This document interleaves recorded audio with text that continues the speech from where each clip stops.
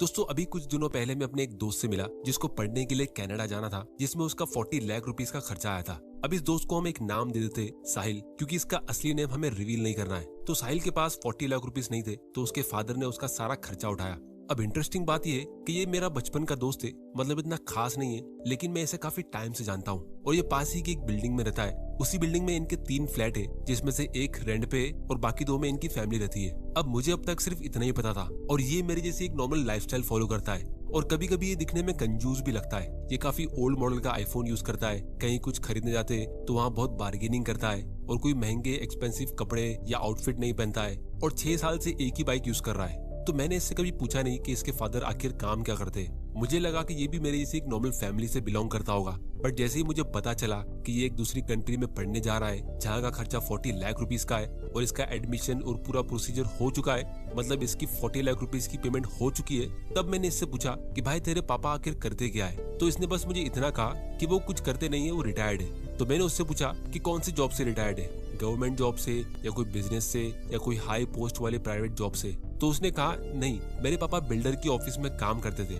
मैंने कहा okay, builder तो बहुत कमाते, लेकिन सैलरी से कोई इतना पैसा कैसे सेव कर सकता है। तब उसने कहा कि इसी एरिया में उसके डैड के 18 और फ्लैट्स है जहाँ वो कुछ काम नहीं करते, बस हर महीने रेंट्स कलेक्ट करते। अब ये सब सुन के मेरे होश उड़ गए, क्योंकि इंटरेस्टिंग बात यह है कि उसके फादर बहुत ज्यादा पढ़े लिखे नहीं है और उनको देख के ऐसा लगता है कि उनके पास ज्यादा वेल्थ नहीं होगी। फिर इसके बाद मैंने उससे पूछा कि तेरे कनाडा के एक्सपेंसेस के लिए उन्होंने अपने किसी फ्लैट को बेचा होगा। तो उसने मुझे कहा कि उसके फादर ने कोई भी फ्लैट सेल नहीं किया, उन्होंने अपने इन्फोसिस के शेयर्स बेचे जो उसके फादर ने जब वो पैदा हुआ था 1990s में, तब उसके फ्यूचर के लिए खरीदे थे। फिर उसने कहा कि मेरे पापा बहुत ज्यादा पढ़े लिखे नहीं है, उनके पास कोई फैंसी डिग्री नहीं है, बस वो एक काम में बहुत अच्छे है और वो है मनी मैनेजमेंट, और यही सारी चीजें वो उसे भी सिखाते। अब दोस्तों ये कहानी मैंने आप लोगों को इसीलिए बताई क्योंकि हम सभी एक ऐसा गोल चेस कर रहे हैं जो हमें और अंधेरे में लेके जा रहा है। क्योंकि अमीर कौन नहीं बनना चाहता, लेकिन लोगों के बीच अमीर की डेफिनेशन बहुत ही गलत है। हमें लगता है कि अमीर होना एक बड़ा घर, एक स्पोर्ट्स कार और एक लग्जरियस लाइफस्टाइल ऐसा होता है, लेकिन ये अपने आप में ही एक ट्रैप है। क्योंकि जो लाइफस्टाइल हम टीवी और सोशल मीडिया पे देखते वैसी लाइफस्टाइल एकदम अल्ट्रा रिच लोग जीते। तो अगर आपको ऐसे लाइफस्टाइल जीना है जो हम टीवी और सोशल मीडिया पे देखते, तो उसके लिए आपको एकदम टॉप 1% रिच लोगों में एंटर करना पड़ेगा। लेकिन उसके लिए आपको बहुत ज्यादा मेहनत करनी पड़ेगी और बहुत ज्यादा लक की भी जरूरत होगी, जो मेजोरिटी लोगों के पास नहीं होता है।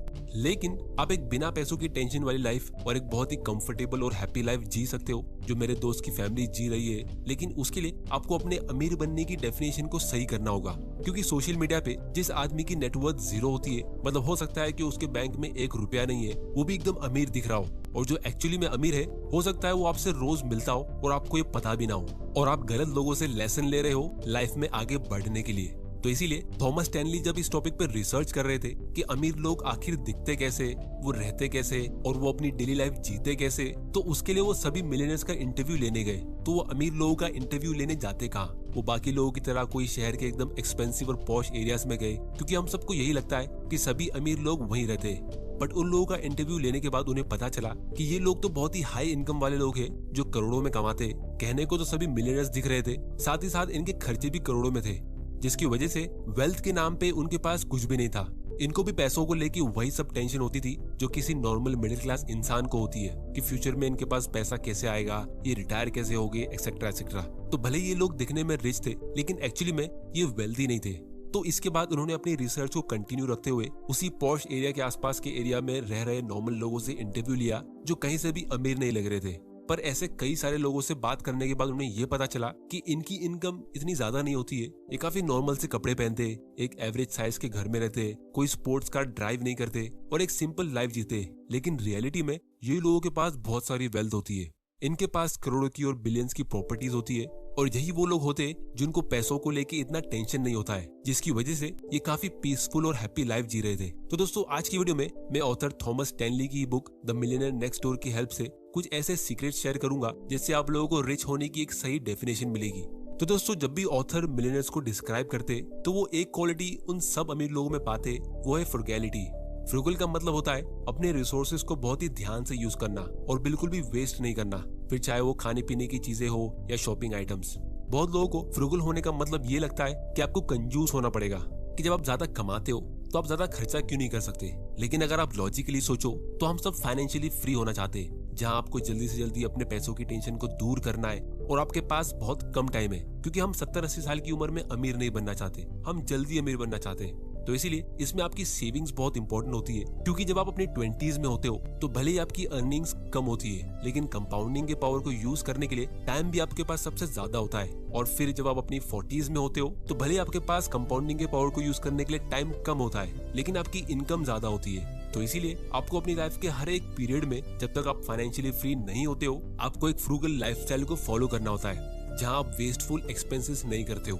क्योंकि ऑथर कहते हैं कि 90% लोग फाइनेंशियल फ्रीडम अपनी बैड हैबिट्स की वजह से अचीव नहीं कर पाते। जैसे अगर आपको बाहर जाकर खाना खाना पसंद है और आप कंसिस्टेंटली पिज्जा या बर्गर्स खा रहे हो और आपने इसकी हैबिट डाल दी, तो आप इसमें कंपाउंडिंग को ऐड करो। अब दोस्तों, यहाँ मैं फाइनेंस की बात नहीं कर रहा हूँ कि आप इसमें कितना खर्चा कर रहे हो, लेकिन आप इमेजिन करो कि हर दिन ऐसा खाना खाने से आज से 10-20 साल बाद उस इंसान की हेल्थ कैसी होगी, और वो जितने पैसे वेस्ट करेगा वो अलग। तो अमीर लोगों का पहला सीक्रेट ये होता है कि वो अपने पैसों को बहुत ही ध्यान से मैनेज करते हैं। वो कितना कमा रहे हैं, कहाँ खर्चा कर रहे हैं, इन सभी का हिसाब रखते हैं। और वो हमेशा लॉन्ग टर्म कैलकुलेशन करते हैं कि पिछले 2 या 5 साल में उन्होंने कहाँ सबसे ज्यादा खर्चा किया, एक्सेट्रा एक्सेट्रा। क्योंकि छोटे छोटे खर्चे जो आप कंटिन्यूसली करते हो लॉन्ग टर्म में, वही सबसे ज्यादा डेंजरस होते हैं। तो इसीलिए जब आप कॉलेज से निकलते हो और अपनी पहली सैलरी अर्न करते हो, तो आपको तब से ही एक अच्छा सेविंग्स रेट मेंटेन करना चाहिए। सेविंग्स रेट का मतलब होता है, अगर आपकी सैलरी 25,000 की है और आप उसका आधा यानी 12,500 स्पेंड करते हो और बाकी आधा सेव करके इन्वेस्ट करते हो, तो आपको यही सेविंग्स रेट को मेंटेन करना चाहिए और इसी सेविंग्स रेट पे फोकस करना चाहिए। क्योंकि कल को जब आपकी सैलरी इंक्रीज होगी और मान लो आपकी सैलरी 50,000 पर मंथ की होती है, तो आपको फोकस करना है कि आप कम से कम एटलीस्ट 25,000 सेव करके इन्वेस्ट करते हो। क्योंकि जैसे जैसे आप बड़े होते हो तो नए नए एक्सपेंसेस हमारी लाइफ में ऐड होते रहते हैं। जैसे अगर आप अनमैरिड हो तो शादी के टाइम आपको बहुत सारे खर्चे करने होंगे, फिर उसके बाद घूमने फिरने के एक्सपेंसेस, फिर बच्चे की बर्थ के टाइम के एक्सपेंसेस, फिर उसके स्कूल ट्यूशन के एक्सपेंसेस, फिर अगर दूसरा बच्चा हुआ तो उसके भी अलग एक्सपेंसेस, और आपके पेरेंट्स भी ओल्ड हो जाएंगे तो उनके मेडिकल एक्सपेंसेस बढ़ सकते हैं, एक्सेट्रा एक्सेट्रा।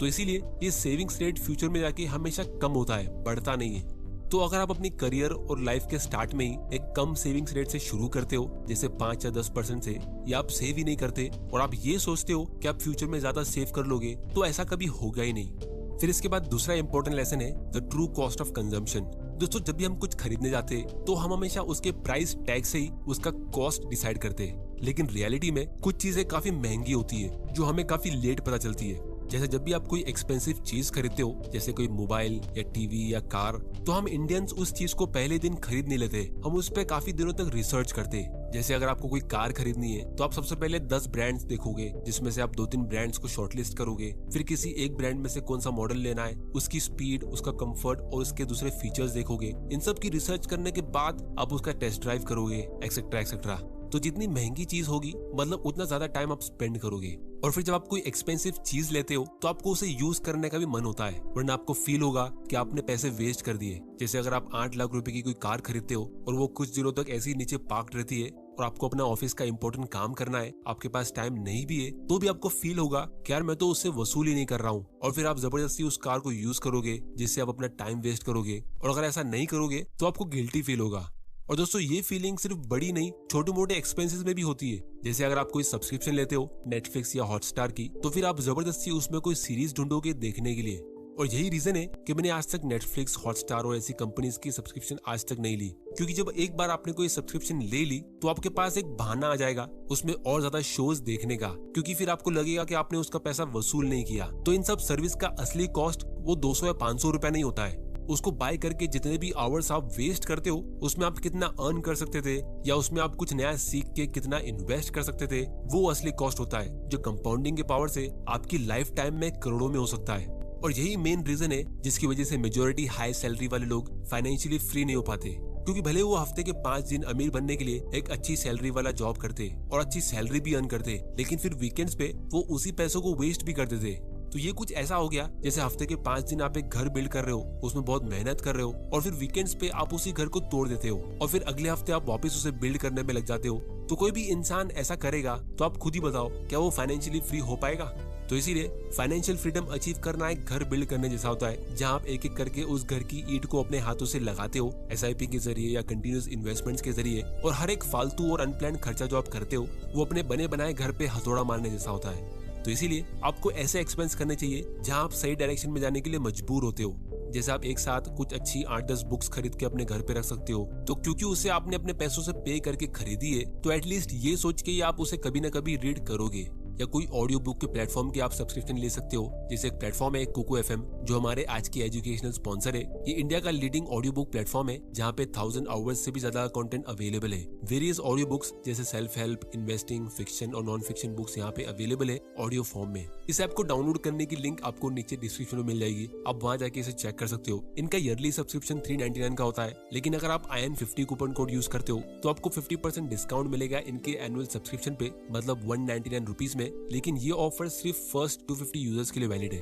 फिर दोस्तों इसके बाद दूसरा एग्जांपल है opportunity cost of money. Financially smart लोग हमेशा अपने फैसले अपॉर्चुनिटी कॉस्ट के हिसाब से लेते हैं। अब दोस्तों इसका मतलब ये होता है कि जब आप कोई एक चीज खरीदते हो तो आप कई सारी ऐसी चीजें रिजेक्ट कर लेते हो जो आप उन पैसों से खरीद सकते थे। जैसे इमेजिन करिए आपके पास 2 साल से एक आईफोन है, पर अब आप सोच रहे हो कि आप एक नया iPhone 13 खरीदना चाहते हो जिसका प्राइस फिलहाल 80,000 रुपीज है, लेकिन आपका एग्जिस्टिंग फोन भी अच्छा चल रहा है, आपको बस यूं ही अपग्रेड करना है क्योंकि आपके कुछ फ्रेंड्स ने भी नया आईफोन ले लिया है। तो अगर आप नया आईफोन खरीद लेते हो तो इसकी एक अपॉर्चुनिटी कॉस्ट होगी, क्योंकि अगर आप वो एक्सपेंस नहीं करते तो आप उन पैसों को कहीं पे इन्वेस्ट कर सकते थे, क्योंकि आपको उस पैसों की जरूरत नहीं थी। और अगर आप कम से कम 15% का भी रिटर्न उस पैसों से कमा लेते हो तो 10 साल में इस नए फोन के बदले आपके पास होते 3 लाख रुपीस, और 20 साल बाद ये हो जाते 16 लाख रुपीस।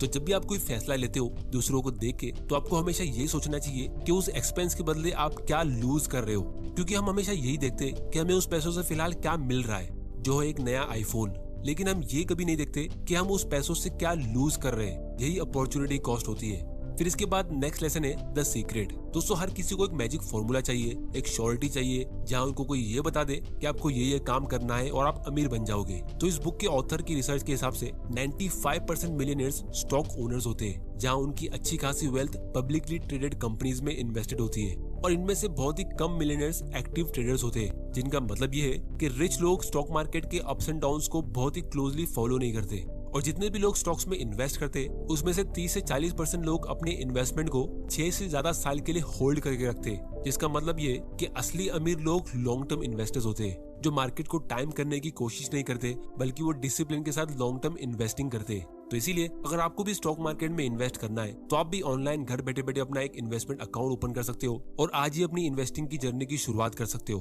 तो अगर आपको फ्री में अकाउंट ओपन करना है तो उसकी लिंक आपको नीचे डिस्क्रिप्शन में मिल जाएगी, आप वहां जाके उसे चेक कर सकते हो। क्योंकि दोस्तों आपको चाहे कितनी भी नॉलेज मिल जाए, आप कितने भी मोटिवेशनल वीडियोस देख लो, जब तक आप जल्दी इन्वेस्टिंग शुरू नहीं करोगे तब तक आप कंपाउंडिंग के मैजिक को फील नहीं कर सकते, जहां आपका पैसा लिटरली मल्टीप्लाई होता है। फिर दोस्तों सबसे लास्ट और सबसे इम्पोर्टेंट लेसन है कि अगर आपसे मैं पूछूं कि आपका फेवरेट क्रिकेटर कौन है, उसका बैटिंग एवरेज कितना है, या उसने अपनी लास्ट मैच में कितने रन स्कोर किए, तो ये आपको जरूर पता होगा। या फिर अगर आपसे मैं ये पूछूं कि आपका फेवरेट हीरो कौन है, उसकी लास्ट मूवी हिट थी या फ्लॉप थी, उस मूवी ने बॉक्स ऑफिस में कितने रुपए कमाए थे, तो ये भी आपको अच्छे से पता होगा। लेकिन अगर आपसे मैं ये पूछूं कि आप कौन सी कंपनीज के प्रोडक्ट्स यूज करते हो, या FMCG सेक्टर की सबसे अच्छी कंपनी कौन सी है, या इंडिया की सबसे बड़ी कंपनी ने पिछले साल कितना प्रॉफिट कमाया, तो ये आप में से शायद किसी को भी पता नहीं होगा। इसका रीजन ये है कि मेजोरिटी मिडिल क्लास लोगों की प्रायोरिटी सही नहीं होती है। जिस चीज में आप इंटरेस्ट लोगे तो उसी चीज में आप एक्सपर्ट बनोगे। सुपरस्टार्स और क्रिकेटर्स के फैन बनने में आपको कुछ खास फायदा होगा नहीं। आप थोड़ा बहुत एंटरटेनमेंट के लिए अपनी लाइफ में इसे देख सकते हो, लेकिन उसमें पूरी तरह डूब जाना ये एक बहुत बड़ी बेवकूफी होती है। इसीलिए आपको अपनी लाइफ में प्रायोरिटीज को सेट करना होगा कि आपको सिर्फ एक एंजॉयमेंट और फ्यूचर में रिग्रेट वाली लाइफ जीनी है, या एक सेटिस्फेक्शन और फ्यूचर में कंफर्टेबल वाली। तो इसीलिए जितने भी रिच और सक्सेसफुल लोग होते हैं वो हमेशा अपनी प्रायोरिटीज को सही रखते हैं। अगर आप उनके सोशल मीडिया अकाउंट को चेक करोगे तो आप देखोगे कि वो हमेशा सक्सेसफुल और एम्बिशियस लोगों को ही फॉलो करते हैं। तो इसीलिए आप भी अपने सोशल मीडिया हैंडल्स को देखो और चेक करो कि कितने लोग आपको सही डायरेक्शन में लेके जा रहे हैं। अगर आपको उसमें ज्यादा एंटरटेनर्स मिलते हैं और बहुत ही कम मोटिवेशनल और एजुकेशनल लोग मिलते हैं तो आपको उसे अभी ठीक करना होगा। तो इसीलिए ऐसे मोटिवेशनल और एजुकेशनल वीडियोस को देखते रहने के लिए इस चैनल को सब्सक्राइब जरूर कर लेना और बेल आइकन प्रेस कर देना, ताकि आपसे कोई ऐसे वैल्यूएबल वीडियोस मिस ना हो जाए। तो दोस्तों आज की वीडियो में इतना ही। उम्मीद करता हूँ कि आपको इस वीडियो से कुछ ना कुछ सीखने जरूर मिला होगा। तो वीडियो को लाइक जरूर करना और मुझे नीचे कमेंट करके बताओ कि मैं कौन सी टॉपिक पे अपना अगला वीडियो बनाऊं।